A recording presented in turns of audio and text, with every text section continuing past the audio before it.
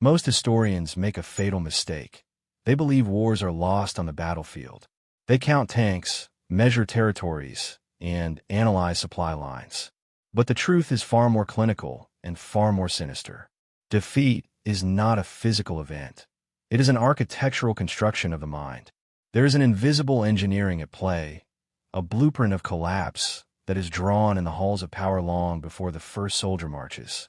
If you understand the psychological architecture of defeat, you understand that victory does not belong to the strongest, but to the one who can inhabit and dismantle the adversary's unconscious. Machiavelli knew that absolute power does not reside in the capacity to kill, but in the capacity to paralyze the will. In the psychology of war, the objective is not to destroy the enemy's body, but to make their existence psychologically unsustainable. To win before you begin, you must dismantle the other's internal order. You do not attack their defenses. You attack the logic that makes them believe those defenses work. When the perception of security is shattered, the opponent's ego enters a state of fragmentation. This is where Jung and Machiavelli meet in the abyss. The strategist uses the shadow to project a fear so ancestral that the enemy's reason is extinguished. The first beam of this architecture is inevitability. The master of war does not fight to gain space. He fights to occupy time and hope. He creates an atmosphere where resistance is not seen as heroism, but as a miscalculation, a form of madness. He uses propaganda and movement not to inform, but to saturate the senses.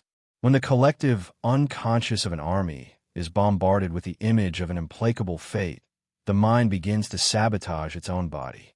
The soldier who believes the end is certain is already a walking corpse, even if his weapon is still loaded. The second beam is the erosion of identity. In the psychology of war, you win when you transform the enemy's self into the Massachusetts. A man who knows who he is and what he fights for is dangerous.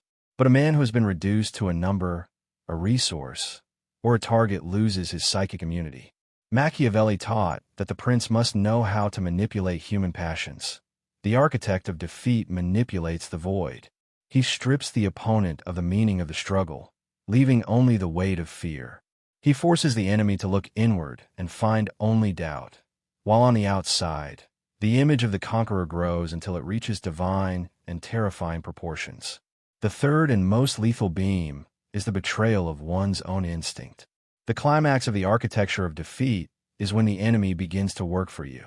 Through a surgical manipulation of the shadow, you make the adversary fear their own allies and their own weaknesses more than they fear your troops. You plant the seed of distrust until their social and military structure rots from within. Surrender, at this stage, is not seen as a humiliating defeat, but as a psychological relief. The defeated hands over the keys to the city because they can no longer bear the weight of the anxiety you planted in them. This is the lesson of the Machiavelli-Sam Filtro's philosophy and the psychology of war. The battlefield is an illusion. The true war is fought in the theater of shadows, where generals are architects and minds are buildings to be imploded. If you control the narrative of pain and the limit of hope, you control destiny. Defeat is a process of reverse engineering the soul, where every pillar of confidence is removed until the ceiling of reality collapses upon the opponent. Those who master this rule do not need vast armies.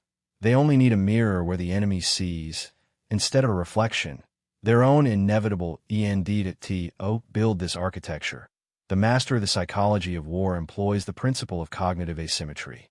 You must ensure the enemy never sees the world as it actually is, but only as you want them to perceive it. Machiavelli's fox does not just hide. It creates a labyrinth of false certainties. In 1940, the psychological front was won by those who understood that a confused mind is a defeated mind. When you disrupt the enemy's ability to process reality, they stop reacting to your movements and start reacting to their own hallucinations. You force them into a defensive crouch, not because they lack the strength to strike, but because they no longer know where the blow is coming from. This leads to the paralysis of the decision-maker. In high-stakes strategy, the goal is to induce a state of mental vertigo. By oscillating between extreme aggression and calculated silence, you create a psychological rhythm that the opponent cannot synchronize with. Jung described the feeling of being overwhelmed by the unconscious as a tidal wave of the soul. The architect of defeat simulates this on a national scale. You make the enemy's leadership feel that every move they make is exactly what you wanted them to do.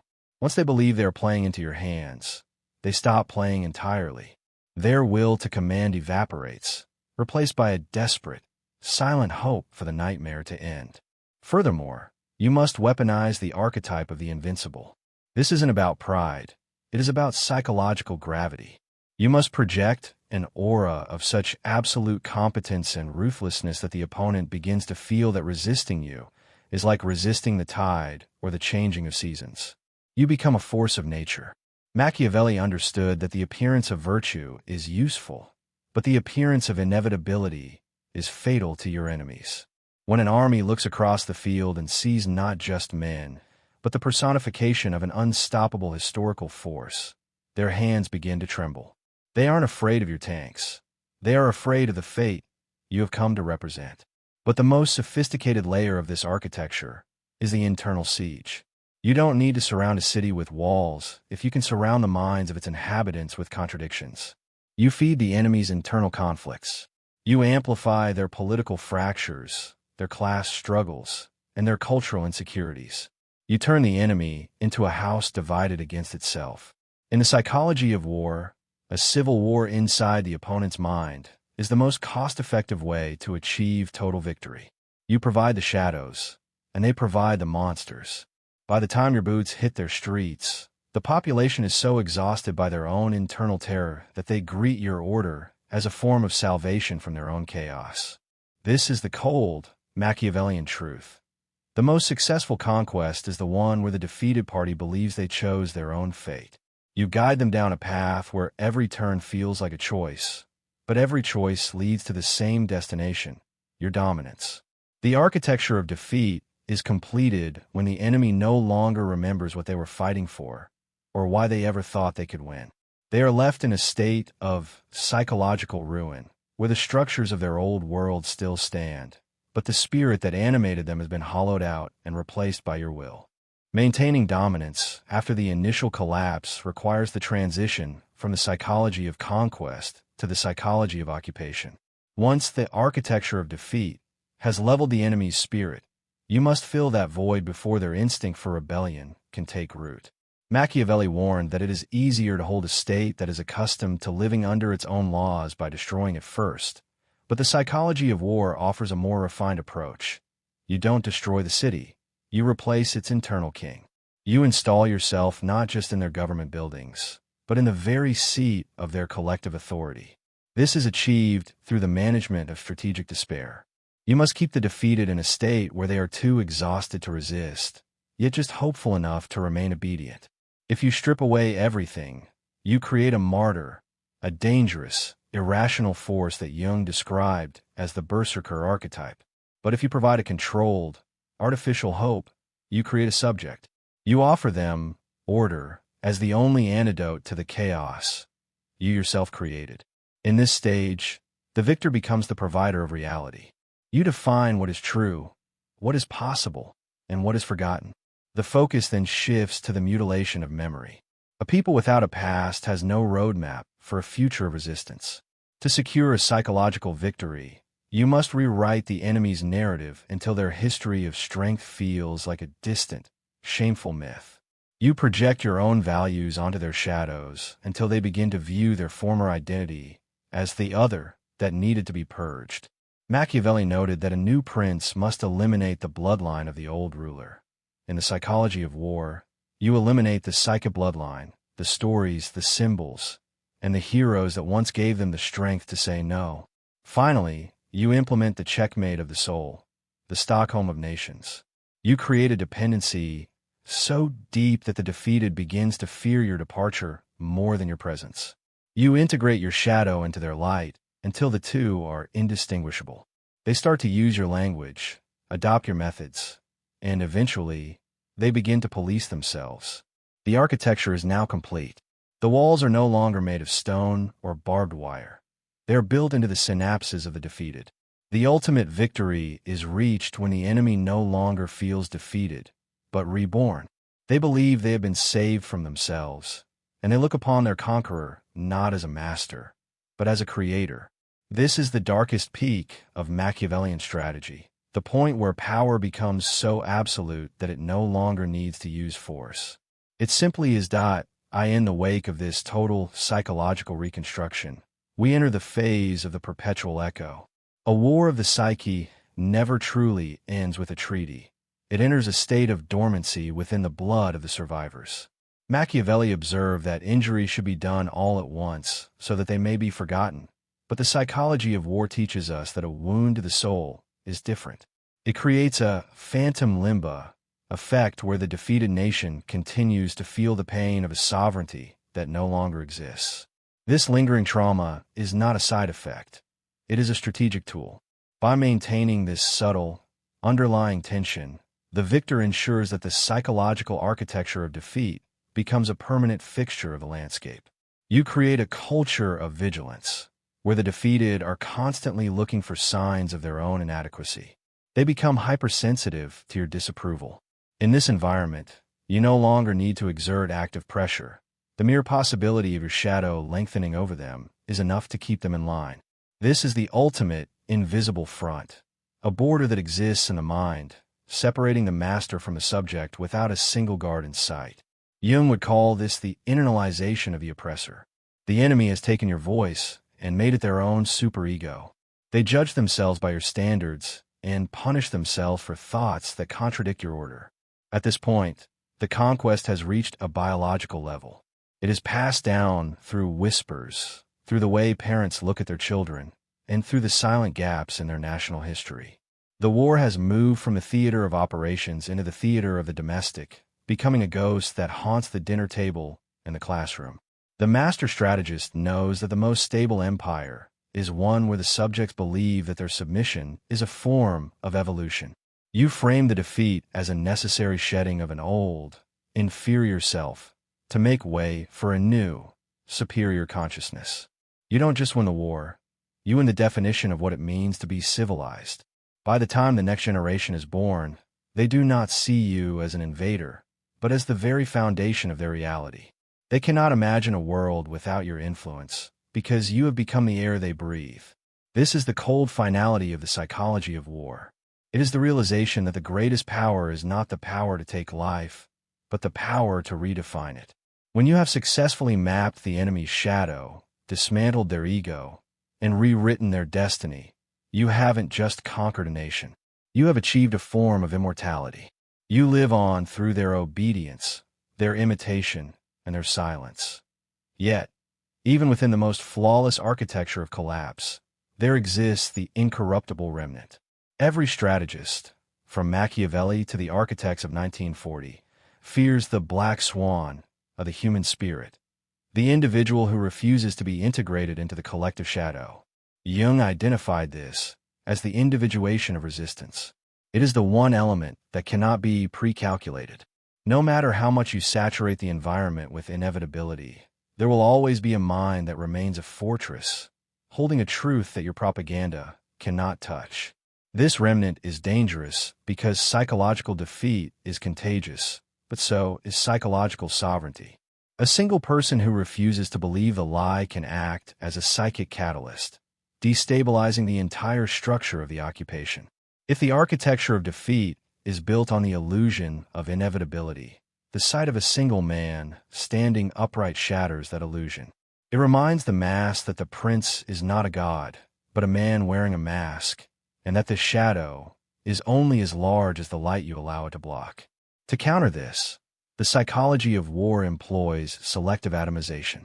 You must isolate these individuals, not necessarily through physical imprisonment, but through social and psychological exile. You label them as mad, relics of the past, or enemies of progress. You use the very people you have conquered to silence the ones who haven't been. By turning the integrated mass against the individual remnant, you force the victim to become the executioner. Machiavelli understood that the best way to control a population is to make them responsible for their own chains. However, history shows that the more pressure you apply to the incorruptible remnant, the more you refine it. You are, in effect, performing a psychological alchemy. by stripping a human being of everything: their status, their safety, their country. You may accidentally reveal their diamond self, a core of identity that is immune to despair. When the architect of defeat encounters this, he faces his only true enemy, the man who has nothing left to lose and therefore cannot be manipulated by fear. This is the ultimate limit of the psychology of war. You can occupy the land, you can colonize the mind, and you can rewrite the history, but you can never fully extinguish the internal spark of autonomy. The war remains in a state of permanent tension between the colossal weight of the system and the microscopic weight of the individual will.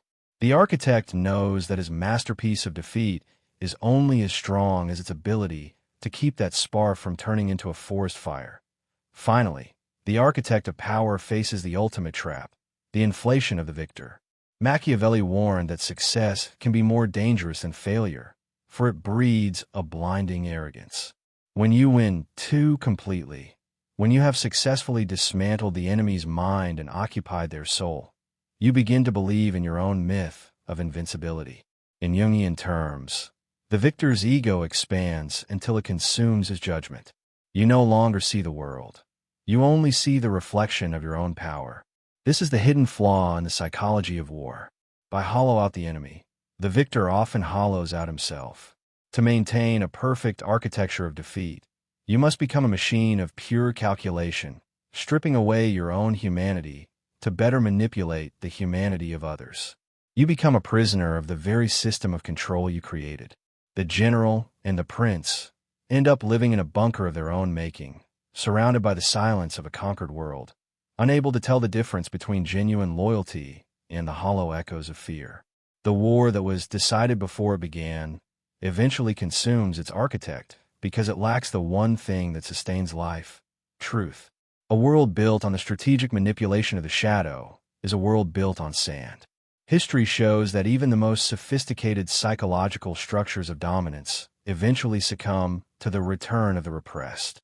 The spirit that was crushed, the identity that was mutilated, and the truths that were buried do not disappear. They wait in the dark until the victor grows weary. The final lesson of the psychological architecture of defeat is that power is not a destination, but a state of constant, exhausting maintenance. The moment you stop projecting the image of inevitability, the illusion shatters. The invisible front collapses. The incorruptible remnant rises. And the cycle of power and resistance begins anew. In the end, the only victory that lasts is not the one over others, but the one over the desire to dominate them. For as long as we use the psyche as a weapon, we are merely building the prisons we will eventually inhabit. The war for the soul is the only one where the only way to truly win is to refuse to play the game of the shadow.